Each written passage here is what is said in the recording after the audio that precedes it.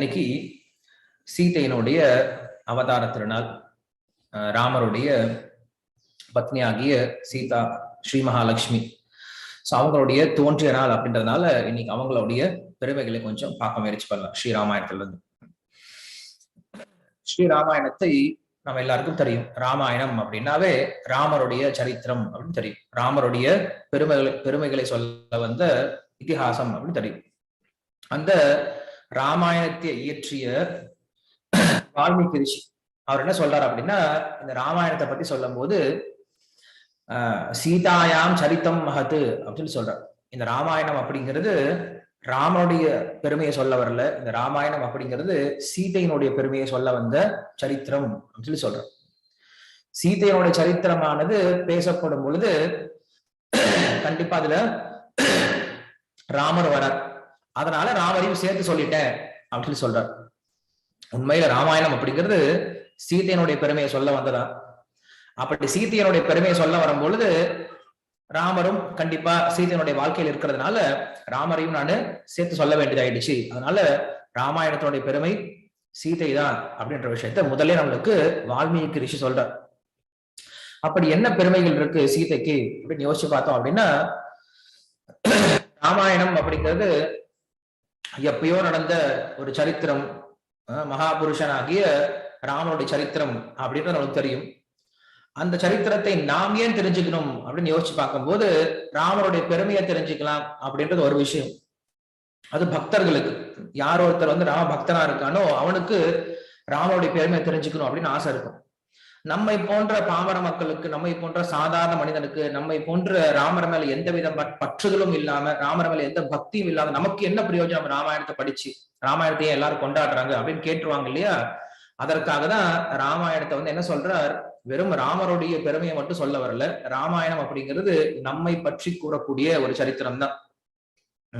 சீதை அப்படின்றவங்களே நம்மை தான் என்ன பண்றாங்க, பிரதிபலிக்கிறாங்க. சீதை வேற யாரும் கிடையாது, இந்த ஆத்மாவை தான் பிரதிபலிக்குது. அதனால அந்த ராமாயணத்துல எப்படி சீதையினுடைய பெருமையை சொல்லி அந்த சீதை எப்படி ராமரை இணைந்தால் அப்படின்ற விஷயத்தான் ராமாயணத்தை நம்ம சொல்லி கொடுக்குறாங்க.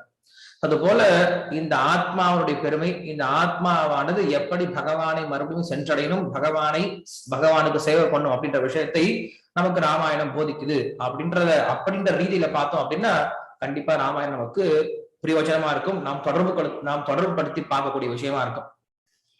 அப்படி இந்த ராமாயணத்தை ஆரம்பிக்கும் பொழுது வால்மீகி ரிஷி இந்த ராமாயணத்தை சீதையினுடைய பெருமை சொல்ல வந்தது அப்படின்ற விஷயத்த ஆரம்பிக்கிறார்.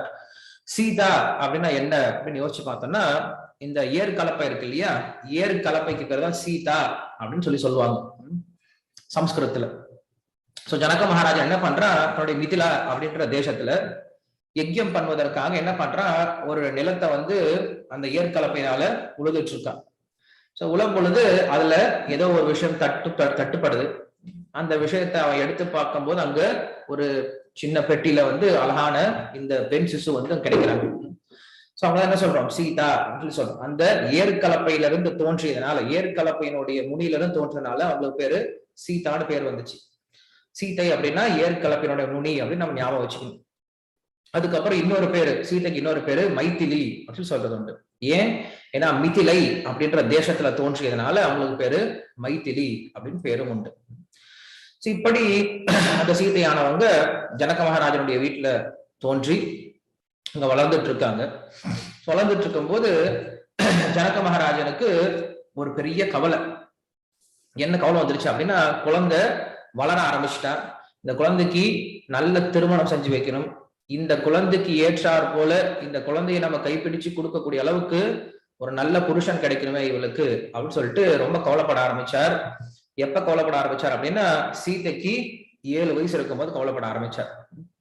ஏன்னா அந்த காலத்துல பெண்களுக்கு எல்லாம் ரொம்ப சீக்கிரமா, பெண்களா இருந்தாலும் சரி ஆண்களா இருந்தாலும் சரி, ரொம்ப சீக்கிரமா திருமணம் பண்ணி வச்சிருவாங்க. அது இயற்கையும் கூட. எப்ப ரொம்ப இளம் வயதிலேயே திருமணம் பண்ணிக்கிறாங்களோ அவங்களுக்கு பந்தம் அப்படிங்கிறது, அந்த கணவன் மனைவிக்கு 2 பேருக்குடைய பந்தம் இன்னும் ரொம்ப ஸ்ட்ராங் ஆயிடும். நான் ரொம்ப வயசான பின்னாடி நிறைய ஆண்களோட நிறைய பெண்களோட சேர்ந்து சுத்திட்டு அதுக்கப்புறம் 30-35 வயசுக்கு மேல கல்யாணம் பண்ணிக்கிட்டோம் அப்படின்னா, நாம் யாரை கல்யாணம் பண்ணிக்கிறோமோ அவங்க மேல நம்மளுக்கு ஒரு பந்தம் ஏற்பட போறது கிடையாது. ஏன்னா நம்ம ஏற்கனவே நம்முடைய மனசை நிறைய பேருக்கு என்ன பண்றோம், பகிர்ந்துக்கிட்டோம். அப்ப நம்முடைய மனசு ஒருத்தருக்கு அப்படின்றது போகாது. ஆனா அந்த காலத்துல என்ன பண்ணாங்க, அதெல்லாம் இளம் வயதுல என்ன பண்றாங்க, ஒருத்தரும் திருமணம் பண்ணி வச்சுட்டாங்க. திருமணம் அப்படின்னா 2 பேருக்கும் பேசி வச்சுட்டாங்க, நீ இவனதான் கல்யாணம் பண்ணிக்கணும் அப்படின்னு சொல்லிட்டு. அப்ப என்ன பண்ணுவாங்க, ஒருத்தரை பார்த்து பேசி பழகி சின்ன வயசுல இருந்து அந்த பந்தம் அப்படிங்கிறது அவங்களுக்குள்ள ரொம்ப அதிகமா இருக்கும். இன்னைக்கும் அதான் நடந்துட்டு இருக்கு. நம்ம திருமணத்தை வேணா தடை பண்ணலாம், ஆனா இன்னைக்கும் என்ன பண்றாங்க, சின்ன வயசுலயே அந்த ஆசை அப்படிங்கிறது இன்னைக்கும் தோன்றிட்டு தான் இருக்கு. அதை இன்னைக்கு சாஸ்திரபூர்வமா ரொம்ப நல்லபடியா கொண்டு போனாங்க. இன்னைக்கு அதை நம்ம என்ன பண்றோம், தடை செஞ்சுட்டு அதை தப்பான வகையில கொண்டு போயிட்டு இன்னைக்கு சமுதாயத்துல பிரச்சனை தான் கொண்டு வரும். எனிவே, சோ அப்ப அந்த ஜனக மகாராஜன் யோசிக்க ஆரம்பிக்கிறார், தன்னுடைய பெண்ணுக்கு எப்படிப்பட்ட வரன் தேடணும் அப்படின்னு சொல்லிட்டு நினைச்சிட்டு இருக்கும்போது நிறைய பேர் வந்து கேட்கிறாங்க, சீதையனுடைய கை பிடிக்கணும் அப்படின்னு சொல்லிட்டு நிறைய தேவர்கள் உள்பட ராட்சசர்கள் உள்பட எல்லாரும் கந்தர்வர்கள் அப்படின்னு சொல்லிட்டு எல்லாரும் கேட்கிறாங்க. அப்படி எல்லாரும் கேட்டா எல்லாரும் கொடுத்துட முடியாது இல்லையா? அதனால என்ன பண்றாரு, அந்த ஜனக மகாராஜன் சீதையை வந்து நம்ம நல்ல இடத்துக்கு கொடுக்கணும் அப்படின்னு சொல்லிட்டு ஒரு வீரிய சுல்கம் ஒண்ணு வச்சார், ஒரு போட்டி ஒண்ணு வச்சிருக்கார். என்ன போட்டி அப்படின்னா, அவர்கிட்ட சிவதனுசு அப்படின்ற ஒரு தனுசு இருக்கு, சிவனால உபயோகப்படுத்தப்பட்ட ஒரு தனுசு. அந்த சிவதனுசை வந்து சிவபெருமான் வந்து திரிபுரா அப்படின்ற ஒரு நகரத்தை அழிப்பதற்காக உபயோகப்படுத்தினார். அந்த சிவதனுசு வந்து ரொம்ப கனம் வாய்ந்ததும் கூட, ரொம்ப சக்தி வாய்ந்ததும், அதை யாரும் தொட்டு தூக்க கூட முடியாது. சோ அப்படிப்பட்ட தனுஷை என்ன பண்றாங்க அப்படின்னா, இவங்களுடைய பரம்பரையில அந்த தனுஷை வச்சு இவங்க வழிபட்டு இருக்காங்க. அந்த தனுஷை தூக்கணும் அப்படின்னாவே 500 பேர் தேவைப்படும், அவ்வளவு பெரிய தனுஷா இருக்கு, அவ்வளவு பெரிய வில்லா இருக்கு. அந்த வில்லை என்ன பண்ணுவாங்க அப்படின்னா, பொதுவா சண்டை போடும் போது என்ன பண்ணுவாங்க, நான் ஏற்றி இருப்பாங்க. சண்டை போடல அப்படின்னா நானை பிரிச்சு வச்சிருப்பாங்க. சோ இவர் என்ன பண்ணிருக்காரு, ஒரு போட்டி வச்சிருக்காரு. அந்த வில்லை யார் ஒருத்தர் நான் ஏற்றுறாங்களோ அவங்களுக்கு சீதையை நான் கல்யாணம் பண்ணி கொடுப்பேன் சொல்லி வச்சிருக்கார். நிறைய பேர் முயற்சி பண்ணி பாக்குறாங்க, முயற்சி செஞ்சு யாரும் செய்ய முடியல, அந்த வில்லை யாரும் நான் ஏற்ற முடியல. சோ அப்படி இருக்கும்போது ராமரையும் லக்ஷ்மணன் என்ன பண்றாங்க அப்படின்னா, விஸ்வாமித்திரர் ஒரு முறை மிதிலை கூட்டிட்டு போயிட்டு இருக்காரு. சோ கூட்டிட்டு போகும்போது அந்த இடத்துல இந்த இந்த வில்ல பாக்குறதான் கூட்டிட்டு போறார். விஸ்வாமித்திரருக்கு தெரியும் இந்த ராமர் சீதையை தான் சேர்ந்து இருக்கணும், ஏன்னா சீதை இவங்க 2 பேரும், சீதை அப்படின்றவர் ஸ்ரீ மகாலட்சுமி, ராமர் அப்படின்றவர் ஸ்ரீமன் நாராயணன், இவங்க 2 பேரும் சேர்த்து வைக்கணும் அப்படின்றதான் அவருக்கு ஆசை. ஆனா என்ன பண்றாரு, ராமரையும் லக்ஷ்மணையும் ரொம்ப வேகமா கூட்டிட்டு போறார் மிதிலைக்கு. ராமரை எப்படியாவது சீதையோட சேர்த்து வச்சிடணும் அப்படின்னு சொல்லிட்டு போகக்கூடிய வழியில அந்த ஊர்ல 2 பேர் நடக்க ஆரம்பிக்கிறாங்க. ராமலட்சுமணன் 2 பேரும் மிதிலைக்குள் நடக்க ஆரம்பிக்கிறாங்க. நடந்தாங்க அப்படின்னா அவங்களுடைய நடை எப்படி இருக்கு அப்படின்னு சொல்லிட்டு நம்மளுக்கு கம்பன் வந்து தன்னுடைய கம்பராமாயணத்துல விளக்குறார். அவங்க 2 பேரும் நடக்கும்போது சிம்மம் எப்படி 2 நடக்குமோ அது போல சிம்மத்தை போல நடக்க ஆரம்பிக்கிறாங்களா. ஒவ்வொரு கத்தி இருக்கும், ஒவ்வொருத்தரும் நடக்கும்போது எந்த இடத்துல எப்படி நடக்கணும்னு தெரிஞ்சுக்கணும். ஒரு சில சமயம் சிம்மத்தை போல, ஒரு சில சமயம் காளையை போல, ஒரு சில சமயம் யானையை போல, ஒரு சில சமயம் பாம்பை போல நடப்பாங்களாம். இதெல்லாம் நம்ம ஸ்ரீரங்கத்துக்கு போனா பார்க்க முடியும். ஸ்ரீரங்கத்துல நம்பெருமாளை தூக்கிட்டு வரும்போது அங்க சிம்மகதி, கஜகதி, அஸ்வகதி, சர்ப்பகதி அப்படின்னு சொல்லிட்டு நிறைய கத்திகள்லாம் சொல்லப்படும். கத்தி அப்படின்னா அதை தூக்கிட்டு போக, பல்லக்க தூக்கிட்டு போற அழகுதான் சிம்மகத்தி. சிம்மமா நடந்து வர்றது, ரொம்ப வேகமா நடந்து போறது, காளையை போல உருமி நடந்து போறது, இப்படி பல்வேறு விதமான கத்தில என்ன பண்றாங்க, நடந்து வராங்க. அப்படி நடந்து வரும்போது சீதா அங்க வந்து மேல ஏதோ தோட்டத்துல வந்து பூ பறிச்சிட்டு இருக்கா. அவ பொதுவா யாரையும் எந்த ஆணையும் வந்து ஏறெடுத்து பாக்குறது கிடையாது. சோ அப்படி இருக்கும்போது ஒரு நாள் என்ன பண்றான், அந்த பூ பறிச்சிட்டு இருக்கும்போது திடீர்னு தன்னுடைய கண்ணை திருப்பி பாக்குறா. யாரு மேலேயும் படாத கண் என்ன பண்ணுது, அன்னைக்கு முதல் முறையா ராமருடைய சரீரத்து மேல படுது. வேற யாரையும் பார்க்க மாட்டா இல்லையா. சோ ராமர் நடந்து வந்துட்டு, ராம லட்சுமணன் 2 பேர் நடந்து வந்துட்டு இருக்காங்க. முதல் முறையா ராமரை தரிசனம் பண்ண அப்படின்னா யாரை எப்படி பார்த்தா அப்படின்னு சொல்லி கேட்கும்போது ராமருடைய கேசத்தை பார்க்க ஆரம்பிக்கிறாங்க. ராமருடைய அந்த அழகான சுருண்ட கருப்பான இருக்கக்கூடிய அந்த கேசத்தை பார்க்க ஆரம்பிக்கிறார். அதை பார்த்த உடனே சொக்கி போயிட்டா. வெறும் ராமருடைய கேசத்தை பார்த்து அவளுக்கு அவ்வளவு அழகா இருக்கா. சரி, கேசத்தை பார்த்துட்டு இருந்தா என்ன பண்றா அப்படின்னா, கொஞ்சம் வேற எங்கேயாவது பார்க்கலாமா அப்படின்னு சொல்லி யோசிச்சா கண்ணு நகர மாட்டேங்குதான். ராமருடைய கேசத்தை தவிர எங்கேயும் நகர மாட்டேங்குது. அந்த கேசமே அவ்வளவு அழகா இருக்கு. அதுக்கப்புறம் என்ன பண்றா, அதுல இருந்து கொஞ்சம் கீழே இறங்கி தோல் இருக்கு இல்லையா, ஏன்னா கேசம் தோல்ல தான் இருக்கு, தோலை பார்க்க ஆரம்பிக்கிறான். அந்த தோல் வலிமையை பார்த்த உடனே மயங்கி கீழே விழுந்துட்டா. கீழே விழுந்த உடனே பாதம் தான் தெரியுது. பாதத்தை பார்க்க ஆரம்பிக்கிறாள். பாதத்தை பார்த்த பின்னாடி சரணாகதி தான். அவளுக்கு சீதைக்கு முதல் முறையா ராமரை பார்த்துட்டு ரொம்ப பிடிச்சு போயிடுச்சு. ராமரும் சீதையை முதல் முறையா பாக்குறாரு. சீதையை பார்த்த முன்னாடி ராமருக்கும் பிடிச்சு போயிடுச்சு. வெளில சொல்ல மாட்டார், அவர் ரொம்ப கம்பீரமா இருக்கக்கூடியவர். உள்ளர ஆசை இருந்தாலும் வெளில சொல்ல மாட்டார். அவர் என்ன பண்றாரு, இந்த 2 பேரும் சேர்ந்து அங்க அரசவைக்கு போய் பாக்குறாங்க. நம்மளுக்கு அது தெரியும். ராமர் என்ன பண்றாரு, அங்க போயிட்டு அந்த வில்லை முறித்து சீதையை மனம் முடிக்கிறார். அப்படி மனம் முடிக்கும் பொழுது அங்க சீதையை பத்தி எல்லா விஷயங்களும் பேசிக்கிறாங்க. சீதையை பத்தி சொல்லும் பொழுது அங்க ஜனக மகாராஜன் சொல்றார், இந்த பெண்ணான சீதை என்னுடைய பெண். இந்த பெண் வந்து ரூபத்திலையும் குணத்திலையும் தர்மத்திலையும் உனக்கு ஏற்ற பெண்ணா இருப்பா அப்படின்னு சொல்றார். ஏன்னா ஒரு திருமணத்துக்கு முன்னாடி இந்த 3 விஷயத்த பார்க்கணும். என்ன பார்க்கணும், நம்ம அளவுக்கு சரியா அப்படின்னு சொல்லி பார்க்கணும் இல்லையா. நம்மளை விட அழகா ஒருத்தனை கல்யாணம் பண்ணிட்டு வந்துட்டோம்னா நம்மளுக்கு தான் பிரச்சனை இல்லையா. நம்மளை விட கம்மியாவும் பண்ணிட்டு வந்துட்டாலும் எப்பாதான் திட்டிகிட்டே இருக்கும். வீட்டுக்கு போகும்போது திட்டிகிட்டே இருப்போம், என்னடா இதை போய் நம்ம வேற யாரையாவது பார்க்க ஆரம்பிச்சிடும். அதனால நம்முடைய ரூபத்துக்கு சரியானவங்களா இருக்கணும் முதல்ல. ரூபம் அப்படிங்கிற 2வது விஷயம். ஏன்னா ரூபம் என்னைக்கும் நிலையா இருக்க போறது கிடையாது. நமக்கு நோய் வந்தாலோ இல்ல அவங்களுக்கு நோய் வந்தாலோ ரூபம் கண்டிப்பா மாறப்போகுது. ஸோ ரூபத்தினால ஒரு ஈர்ப்பு வரப்போறது கிடையாது. பாக்குறதுக்கு அழகா இருக்கலாம், ஆனா மனசு சரியில்லை, மனசு வந்து ராட்சசர்கள் கூட இருந்தோம் அப்படின்னா அதனால ஒரு பிரயோஜனம் கிடையாது. அப்ப மனம் குணம் அப்படிங்கிற ரொம்ப முக்கியம். சோ குணம், நமக்கு ஏற்ற குணம் உடையவர்களா இருக்காங்க அப்படின்னு தெரிஞ்சுக்கணும். 3வது விஷயம் என்னன்னா நம்முடைய தர்மம், நம்முடைய குடும்ப பழக்க வழக்கம், நம்ம செய்யக்கூடிய தர்மம், நாம் செய்யக்கூடிய பக்தி, நாம் செய்யக்கூடிய தொழில், இதுக்கெல்லாம் ஏற்றவங்களா இருப்பாங்களா அப்படின்ற விஷயம் பார்க்கணும். இந்த 3 விஷயத்தையும் பார்க்கணும் திருமணத்துக்கு முன்னாடி. சோ அப்ப அங்க ஜனக மகாராஜன் சொல்றார், இந்த சீதையான என்னுடைய பெண் இந்த 3 விஷயத்திலையும் உனக்கு ஏற்ற பெண்ணாக இருப்பா சொல்லிட்டு கைப்பிடிச்சு கொடுக்குறாங்க. சீதையும் ராமன் 2 பேரும் என்ன பண்றாங்க, திருமணம் பண்ணிக்கிட்டு அயோத்தியாவுக்கு வந்து சேர்றாங்க. தன்னுடைய கிரகஸ்த வாழ்க்கையில வாழ்ந்துட்டு இருக்கார். 12-14 வருஷம் வாழ்ந்துட்டு இருக்கார். அதற்கு அப்புறம் தான் ராமருக்கு வந்து காட்டுக்கு போகணும் அப்படின்ற ஒரு நியமம், ஒரு கட்டாயம் ஏற்படுது. சோ ராமர் காட்டுக்கு போகணும் அப்படின்ற விஷயத்த கேள்விப்பட்ட உடனே அந்த அயோத்தியில இருக்க எல்லாரும் கஷ்டப்பட்டாங்க, எல்லாரும் துன்பத்துக்கு உள்ளாயிட்டாங்க, எல்லாரும் அழுகுறாங்க, எல்லாரும் புலம்புறாங்க, எல்லாரும் ஏங்குறாங்க. ஆனா அந்த அயோத்தியா காட்டுக்கு போகணும் அப்படின்னு சொல்லி சொன்ன உடனே துள்ளி குதிச்சு ரொம்ப சந்தோஷப்பட்ட ஒரே ஒரு ஆள் யாருன்னா சீதை தானே. சொல்றா, ரொம்ப சந்தோஷம், காட்டுக்கு தானே, நானும் வரேன் அப்படின்னு சொல்லி சொல்ற. ராமர் பாக்குறாரு, என்ன இது காட்டுக்கு போகணும்னு சொன்னா எல்லாரும் அழுதுட்டு இருக்காங்க, எல்லாரும் திட்டிட்டு இருக்காங்க, எல்லாரும் புலம்பிட்டு இருக்காங்க, இந்த பொண்ணு என்னமோ நானும் வரேன்னு சொல்லி துள்ளி குதிக்கிறாளு, காட்டுக்கு போறதுனா பக்கத்துல இருக்க பார்க்குக்கு போறவா நினைச்சுக்கிட்டாலோ என்னமோ தெரியலையே அப்படின்னு சொல்லும் போது அப்ப சீதை சொல்றா, இல்ல எனக்கு சின்ன வயசுல ஜோசியம் பார்க்கும்போது என்னுடைய ஜோசியக்காரர் சொல்லியிருக்கார், இந்த பெண் வந்து இந்த உலகத்திலே உத்தமமான ஒரு புருஷனை கைப்பிடிச்ச பின்னாடி இவங்க 2 பேரும் வனவாசம் போவாங்க அப்படின்னு சொல்லியிருக்கார். அது இன்னைக்கு உண்மையாக போகுது, நானும் உங்களோட கண்டிப்பா வருவேன் சொல்லி சொல்றேன். அப்ப ராமர் சொல்றாரு, இல்லம்மா, காடு அப்படிங்கிற ரொம்ப கஷ்டமான ஒரு விஷயமா இருக்கும், அங்க நிறைய மிருகங்கள்லாம் இருக்கும், அங்க நல்லா சாப்பிடக்கூடிய உணவு இருக்காது, காலை நடக்கக்கூடிய இடத்துல எல்லாத்திலும் நல்ல முள்ளும் கல்லுமா இருக்கும், மேல பயங்கரமான வெயிலா இருக்கும், தங்கறதுக்கு ஒரு நல்ல இடம் கிடைக்காது, இந்த உனக்கு எந்த வசதியுமே கிடைக்காது, என்ன பண்ண உங்க அப்பா வீட்டுல இரு, இல்ல இங்கேயே நல்லா பாத்துப்பாங்க அப்படின்னு சொல்றாங்க. சீதை ஒத்துக்கவே இல்லை. எனக்கு நீங்க எங்க இருக்கீங்களோ அந்த இடம் தான் எனக்கு அயோத்தியா. எனக்கு வந்து நல்ல உணவு தேவையில்லை, நல்ல உடை தேவையில்லை, நல்ல இருப்பிடம் தேவையில்லை, நல்ல சூழ்நிலை தேவையில்லை, எனக்கு நீங்க இருந்தா போதும் அப்படின்னு சொல்லிட்டு எவ்வளவு ராமர் பேசியும் வலுக்கட்டாயமா என்ன பண்றான் அப்படின்னா முந்தி அடிச்சுட்டு ஓடி வர. ராமர் இதெல்லாம் நினைச்சு பாக்குறாரு. ராமர் வந்து பின்னாடி நினைச்சு பார்க்க போறார். சொல்றாரு அவர், எவ்வளவு கஷ்டம் இருந்தாலும் என்ன பண்ணா அப்படின்னா ரொம்ப சிரிச்ச முகத்தோட வந்தான் என் கூட. சீதை வந்து இது வரைக்கும் தன்னுடைய கால் வந்து தன்னுடைய பாதம் வந்து தரையில கூட பட்டது கிடையாது. சோ அப்படிப்பட்ட சீதை வந்து என்ன பண்றா, இன்னைக்கு கல்லுலயும் முள்ளும் நடந்துட்டு இருக்காளே அப்படின்னு சொல்லிட்டு ராமர் வருத்தப்பட போறார். சோ அதே விஷயத்த அனசூய அப்படின்ற ஒரு ரிஷி பத்திரியும் சொல்ற. சோ அப்ப சீதை வந்து கிளம்ப ஆரம்பிச்சிட்டா, நான் வந்து காட்டுக்கு போறேன், ராமரோட சேர்ந்து காட்டுக்கு போறேன்னு சொல்லி கிளம்ப ஆரம்பிக்கிறார். அப்ப கௌசல்யா கூப்பிட்டு சொல்ற, சீதை நீ வந்து ராமரை கூட்டிட்டு போகும்போது ராமரை வந்து மனம் நோகாம அவர்கிட்ட நடந்துக்கும்.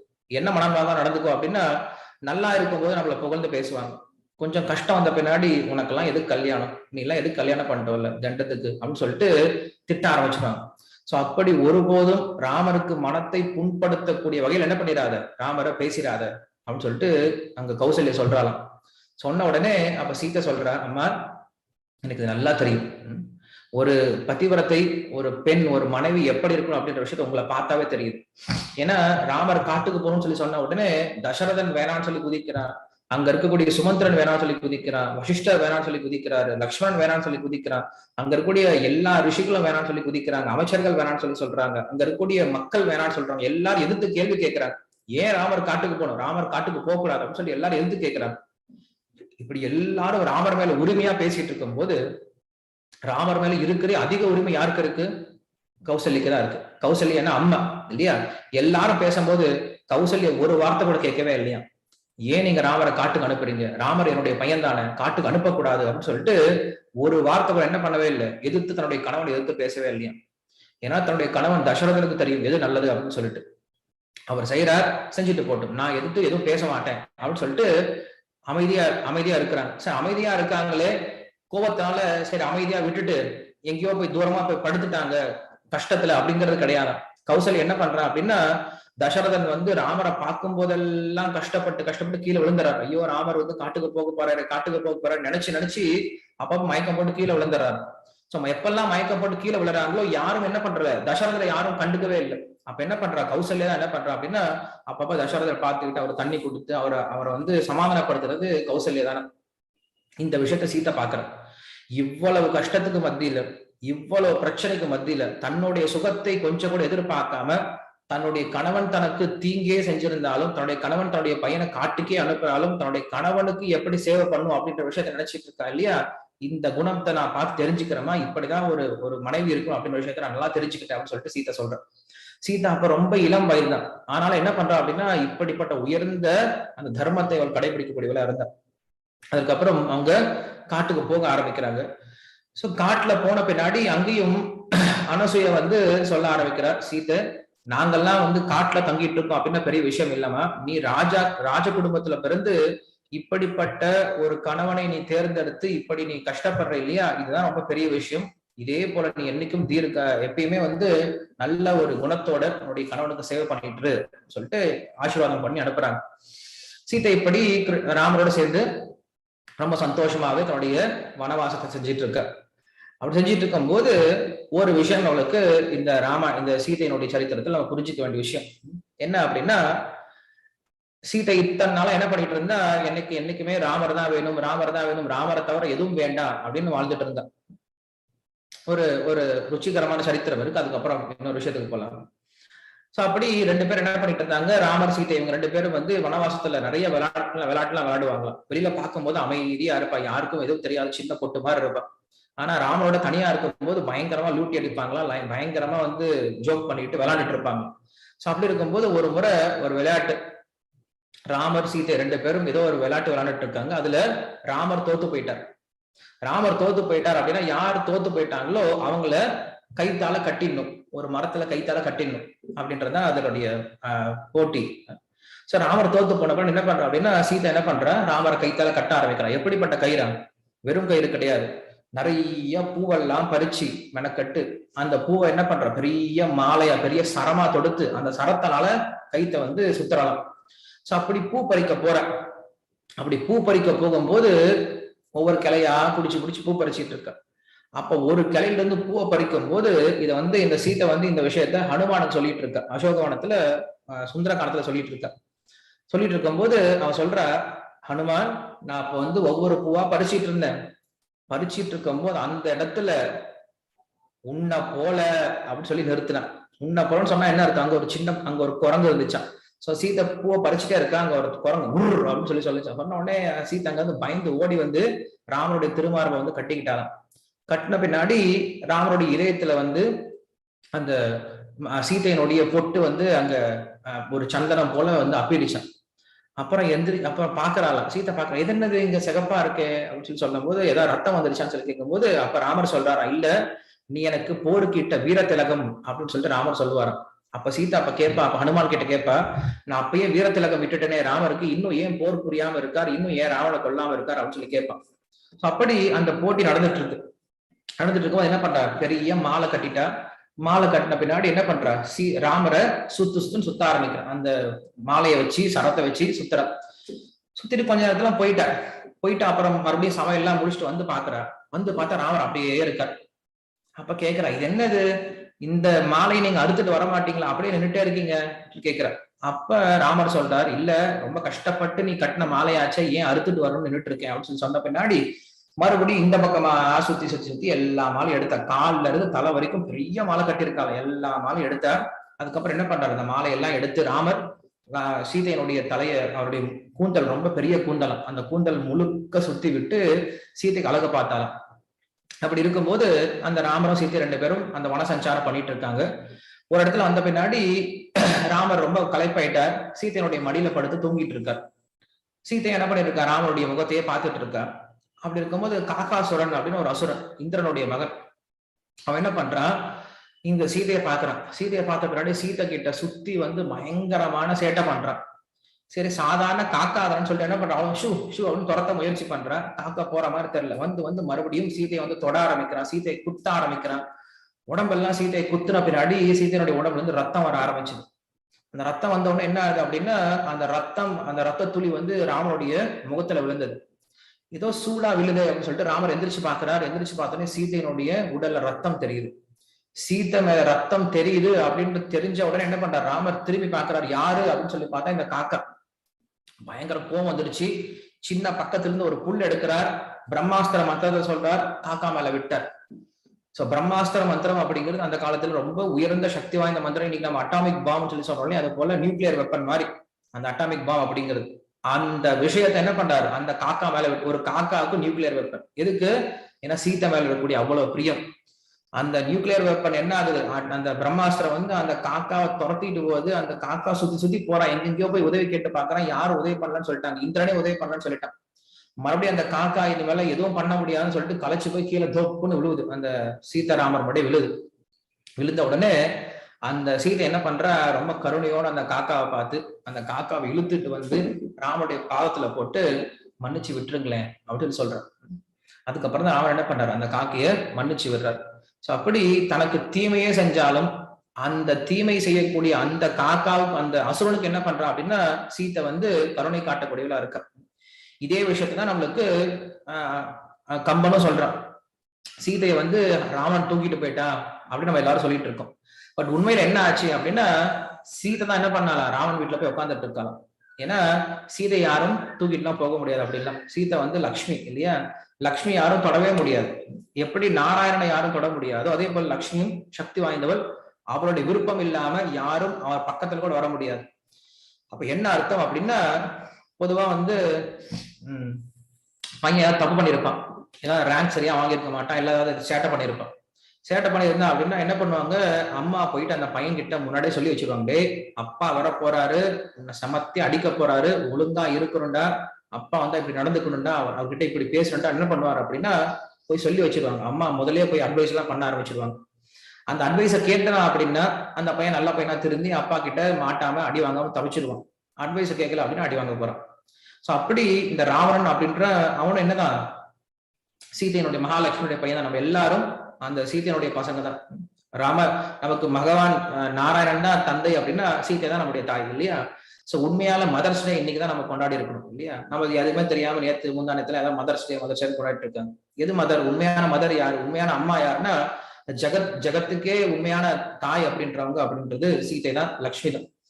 சோ அந்த அம்மா என்ன பண்றாங்க, இந்த ராவணன் அப்படின்ற இந்த பையன் தன்னுடைய பையன் தான், அவன் இல்லாத சேட்டெல்லாம் பண்ணிட்டு இருக்கான். இப்ப அவனை அடிக்கிறதுக்கு தான் என்ன பண்றான், ராமன் வந்துட்டு இருக்காரு.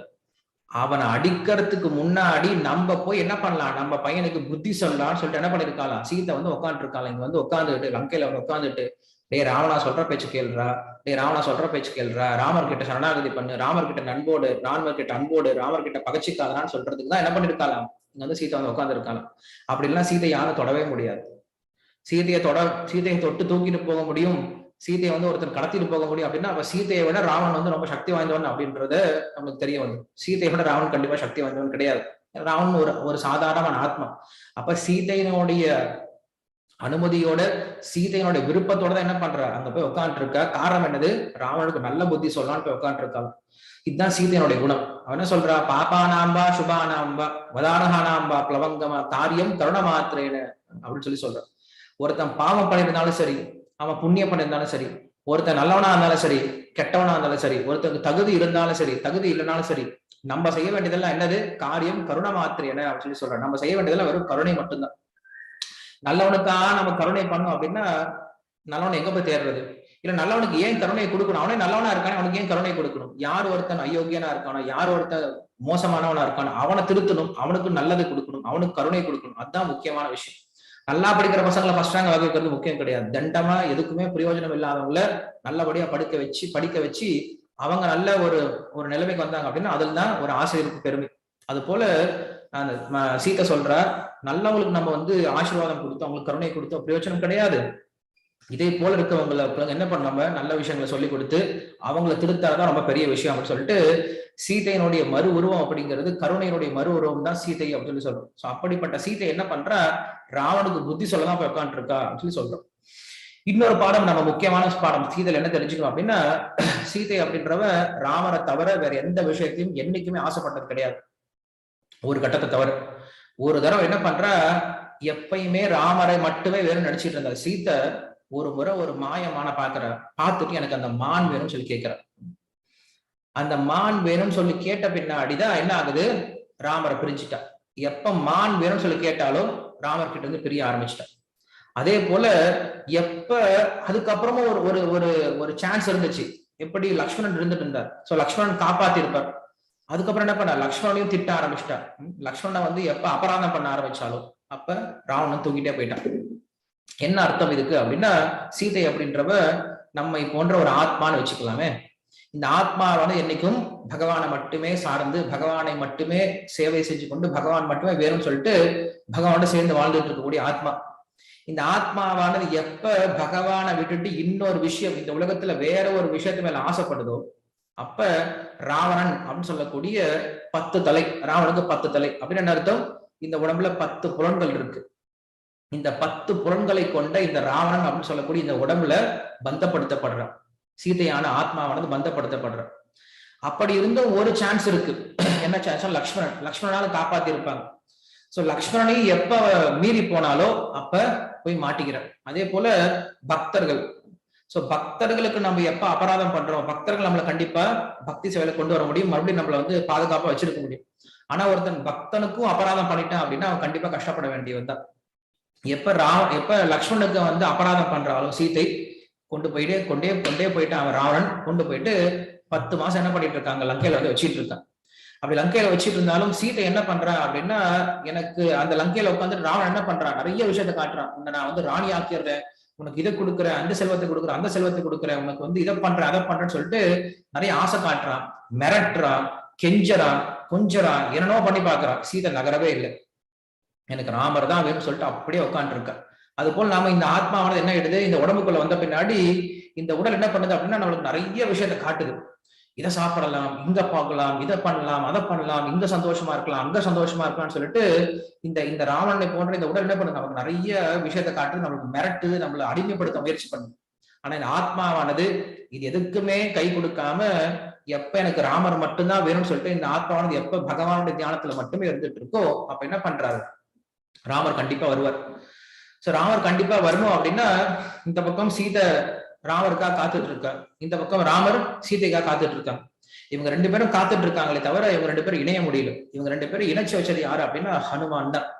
ஹனுமான் தான் என்ன பண்றாரு, சீதை கிட்ட வந்து ராமரை பத்தி எடுத்து சொல்றாங்க. அதே போல ஹனுமான் என்ன பண்றாரு, ராமர் கிட்ட சீதையினுடைய தகவலை பத்தி எடுத்து சொல்றாங்க. இவங்க 2 பேரும் விஷயத்தையும் சொல்லி கொடுத்து இவங்க 2 பேரும் இணைச்சு வச்சது யாரு அப்படின்னா ஹனுமான் அப்படின்ற பக்தர் தான். சோ அப்ப இந்த ஆத்மாவாகிய நாம் பகவானை சென்று அடையணும் அப்படின்னா குரு அப்படின்ற ஒருத்தருடைய கருணை வேணும், பக்தர் அப்படின்ற ஒருத்தருடைய கருணை வேணும். முன்னாடி லக்ஷ்மணனுக்கு அபராதம் பண்ண பிரிஞ்சு போயிட்டான்.